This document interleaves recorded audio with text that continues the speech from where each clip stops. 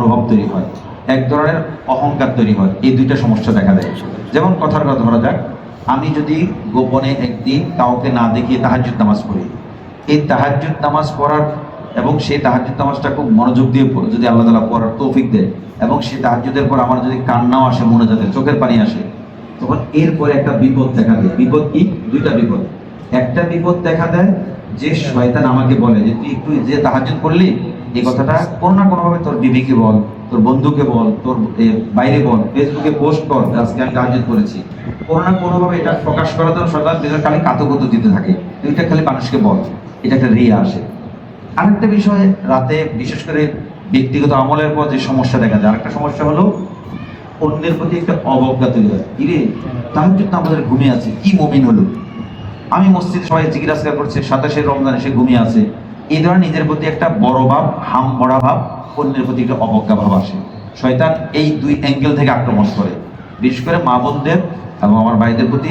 এই যে কোনো ন্যাক আমল করার পরে এই দুইটা মানসিকতা, এই দুইটা শত্রু, এই দুইটা ভাইরাসের ব্যাপারে সচেতন থাকবো। যখনই কোনো ভালো কাজ হবে, এই ভালো কাজের পরে দুইটা আক্রমণ, দুই দিক থেকে অ্যাটাক আসে, আক্রমণ হয় শয়তানের। একটা হলো অন্যকে দেখানো আমি এই করলাম সেই করলাম, বা নামাজ পড়ার সময় খেয়াল আল্লাহ আমাকে কেউ দেখলো কিনা, দেখলে মনে মনে খুশি, যাক একজন আমাকে তাহাজ্জুদ হিসেবে, গুজার হিসেবে দেখেছে। আর একটা হলো অন্যকে অবজ্ঞা করা, ছোট বড় করা। স্বামী যদি নামাজ পড়ে, স্ত্রী কি ঘুমিয়ে আছে, উঠো।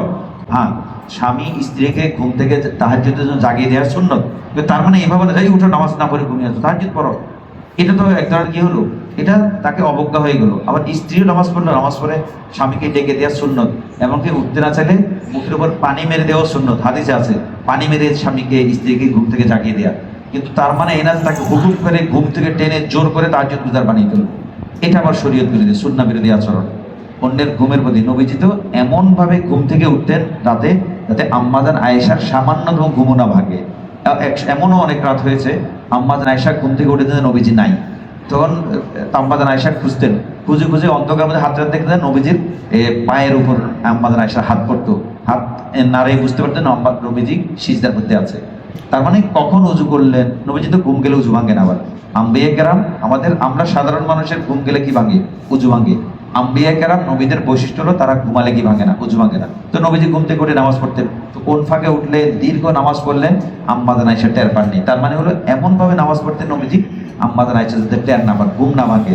এটা একটা খেয়াল রাখা উচিত। আমি ইবাদত করব, আমার জীবন সঙ্গীর আমার স্ত্রী সারাদিন কাজ করেছে, আমি বড় তাহাজ্জুদ গুজার, বড় ইবাদত গুজার, কিন্তু আমার ঘরের মানুষটা যে সারাদিন কাজ করে পরিশ্রম ক্লান্ত হয়ে ঘুমিয়ে পড়লো, তার ঘুমের দিকে একটু খেয়াল রাখা উচিত। পাশাপাশি স্ত্রীরও খেয়াল রাখা উচিত। যদি ছোট বাচ্চা থাকে, যত সম্ভব চেষ্টা করা স্বামী যখন ঘুমিয়ে পড়ে বাচ্চাটা যাতে কান্নাকাটি একটু আলাদা হয়, কান্না করলে তাড়াতাড়ি কোলে নিয়ে অন্য রুমে চলে যাওয়া, যাতে স্বামীর ঘুমে সমস্যা না। কারণ স্বামী সারাদিন দোকানে থাকবে, সারাদিন চাকরিতে থাকবে, সারাদিন অফিসে থাকবে, রাতে যদি ঘুমটা ঠিক মতো না হয় অফিসে জিমাবে, জিমালে স্বামীর কর্মতৎপরতা কমে যাবে, কর্মতৎপরতা কমলে স্বামীর অবনমন হবে, পদাবনতি হবে, তাদের স্বামীর প্রমোশন হবে না, অনেক কিছু খেয়াল রাখতে হবে। এই জন্য স্ত্রী যেমন স্বামীর ঘুমের দিকে খেয়াল রাখা উচিত, আবার স্বামীও হঠাৎ করে চিল্লায় গিয়ে পীরের দরবারে গিয়ে হঠাৎ তিনি একদিনে বুজুর্গ হয়ে স্ত্রীকে একদিনে রাবেয়া বস্ত্রী বানানোর জন্য উঠে পড়ে লাগে, এটা আবার বিপদ। দুইটা ভারসাম্য রাখা জরুরি। আমি একদিনে পীরের শুনে এসে বাড়িতে সবাইকে একদিন টিভি বিসিআর সব ভেঙে চলে তছনছ করে স্বামী ছেলে সবাইকে একদিন আমি আব্দুল কাদের জিলানী বানানোর মিশনে নেমে পড়ে অনেকে এসকল খেলায় না, এটা শরীয়ত আস্তে দিলাম, জোর করে তো হবে না, আস্তে ধীরে তাকে দিনের পথে আনতে হবে। আমি আজকে আমাকে আল্লাহ দিনে বুঝ দিয়েছেন, হঠাৎ কোনো শেখের কোনো বয়ান শুনলাম, কোনো হুজুরের বয়ান শুনলাম, আমার ভিতরে দিনে বুঝ এসছে, এটা অর্ধেক বুঝ। বাকি বুঝ এটা যে অর্ধেক বুঝ মানে এভাবে যে আমি বাড়িতে একটা শিক্ষা নিয়েছি, সেটা একদিনেই বাস্তবায়ন করার জন্য উঠে পড়ে লাগলাম, তাহলে আমার বুঝটা অর্ধেক থাকলো।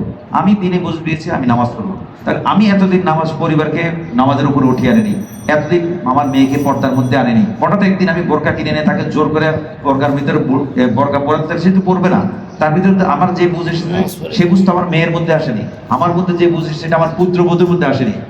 যে আমি যদি আগে থেকে পরিবারকে ওইভাবেই গড়ে তুলতাম, তাহলে সেইভাবে বেড়ে উঠতো। আমি হঠাৎ একদিন ধার্মিক হয়ে সবাইকে একদিনে ধার্মিক বানিয়ে ফেলবো, এটা সম্ভব না। তখন সংসার ভাঙে, তখন সংসারে অশান্তি তৈরি হয়, তখন সংসারে খিটিমিটি লাগে, তখন সংসারে সারাক্ষণ ঝগড়াঝাটি লেগে থাকে।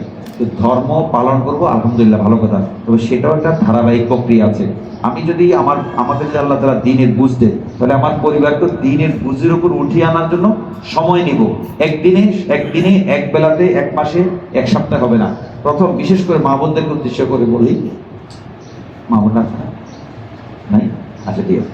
তাহলে আমরা যারা একদিনে যারা ধর্ম পালন করি, তাদের ধর্ম পালন করার ক্ষেত্রে একটা বিষয় ভারসাম্য রাখা উচিত যে আমি যে বুঝটা পেয়েছি সেই বুঝটা আমি 20-40 বছর পর পেয়েছি। হঠাৎ যারা পরবর্তী ধার্মিক হই আর কি, আমার সন্তানকে আমি তো আমার বিয়ের পর থেকে, সন্তান হওয়ার পর থেকে তাকে আমি ধার্মিক পরিবেশে গড়ে তুলে নিই। তাকে আমি সাধারণভাবে গড়ে তুলেছি। তাকে আমি ধার্মিক বানানোর ক্ষেত্রে একটা প্রক্রিয়া অবলম্বন করতে হবে। একদিনে কি হবে না। আল্লাহ তাআলা মদকে হারাম করেছেন 3টা ধাপে। কোরআনে মদকে হারাম করেছেন আল্লাহ কয় ধাপে? 3 ধাপে। প্রথমে ইশারা দিয়েছেন, তারপর একটু সতর্ক করেছেন, তারপর চূড়ান্ত ভাবে গিয়ে হারাম করেছেন। ধর্ম, আমি যদি পরিবারকে ধার্মিক বানাতে চাই, তাহলে আমাকে একটু ধাপ অবলম্বন করতে হবে। প্রথম ধাপ হলো আমি নিজে পুরোপুরি ধার্মিক হব, আমার নিজের আমল আখলাক ঠিক করব, আমাকে দৃশ্যমান আমার ধার্মিকতাটা পরিষ্কার করব। তারপর আমার পরিবারকে কি করবো? ধার্মিক হতে বলবো। আমি নিজে দৃশ্যমান ধার্মিক না হয়ে পরিবারকে ধার্মিক বানাতে পারবো না। কেন? আমার পরিবার তো, আমি এতদিন নামাজ পড়তাম না, সবাই ঘুমিয়ে থাকতো, আমি ঘুমিয়ে থাকতাম। হঠাৎ করে আমি নামাজি হয়েছি, তাহলে এরপর দিন আমি যদি ছেলেকে, সন্তানকে জাগাতে চাই, সে জাগবে না, উঠবে না। ধীরে ধীরে অবস্থা। আমার পরিবার যদি আমি দিনের উপর আনতে চাই, একটা দীর্ঘমেয়াদী 1 সপ্তাহ, 1 বছর, 6 মাস মেয়াদী পরিকল্পনা নিতে হবে। বিশেষ করে আমার স্ত্রী যদি ধার্মিক না হয়, স্ত্রীকে ধর্মের মধ্যে, বিশেষ করে নামাজের ব্যাপারে মা বোনদের একটু থাকে, গাফলতি থাকে। তাকে আমি নামাজি বানাবো কিভাবে, আমার পরিবারকে ধার্মিক বানাবো কিভাবে, এটার জন্য আমাকে একটা ধীরে সুস্থে ধারাবাহিকভাবে প্রক্রিয়া। প্রথম ধাপ হলো আমি নিজে নিয়মিত নামাজ পড়বো, আমি নিজের আচরণগুলো ঠিক করবো, আমি নিজে খেয়াল করবো যে আমার স্ত্রীর প্রতি আমার কোনো আচরণ এমন আছে কিনা যেটা আমার ঠিক ইনসাফ সম্মত না, এটাও খেয়াল করবো। আমার কোনো মেজাজে সমস্যা আছে কিনা, আমার কোনো আখলাকে সমস্যা আছে কিনা, আমার কোনো চিন্তার সময়, প্রথমে এটা ঠিক করবো। এরপর স্ত্রীকে উপদেশ দেবো, এরপর সন্তানকে বলবো, এরপর মেয়েটাকে বলবো, এরপর ছেলের বউটাকে বলবো, এরপর আমার মেয়ের জামাইকে বলবো। আস্তে আস্তে ধীরে ধীরে প্রক্রিয়া। আমি যদি পদ্ধতিগতভাবে আগাই, তাহলে ইনশাল্লাহ আমার পরিবার সবাই ধার্মিক হবে। একদিনে করতে গেলে ভেঙে যাবে, মস্কে যাবে, সেটা ভঙ্গুর হয়ে যাবে।